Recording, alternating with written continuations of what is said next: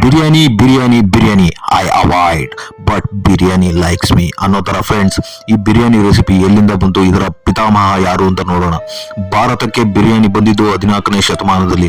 ಈಗಿನ ಅಫ್ಘಾನಿಸ್ತಾನದಲ್ಲಿರೋ ತೈಮೂರ್ ಅನ್ನೋ ದಾಳಿಕೋರ ಇಂಡಿಯಾಗೆ ಬಂದಾಗ ಸೈನಿಕರು ಯುದ್ಧ ಮಾಡಿ ಹಸಿವಿನಲ್ಲಿ ಒದ್ದಾಡ್ತಿದ್ರು. ಈ ಸಮಸ್ಯೆ ಬಗೆಹರಿಸಲು ಅಲ್ಲಿ ಸಿಕ್ಕ ಅಕ್ಕಿ, ತರಕಾರಿ, ಎಣ್ಣೆ, ಮಾಂಸ ಎಲ್ಲಾನು ಹಾಕಿ ಬಿರಿಯಾನಿ ಅನ್ನೋ ರೆಸಿಪಿ ಬಂತು ಅಂತ ಕೆಲವರ ವಾದ.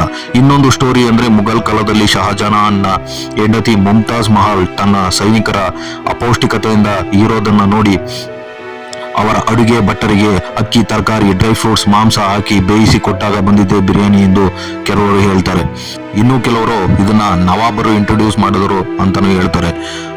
ಆಮೇಲೆ ಭಾರತಕ್ಕೆ ಬಂದ ಅರಬ್ ವರ್ತಕರು ತಮ್ಮ ಹಸಿವನ್ನು ದೂರ ಮಾಡಲು ಈ ಬಿರಿಯಾನಿ ರೆಸಿಪಿ ಕಂಡುಹಿಡಿದರು ಅಂತಾನೂ ಹೇಳ್ತಾರೆ.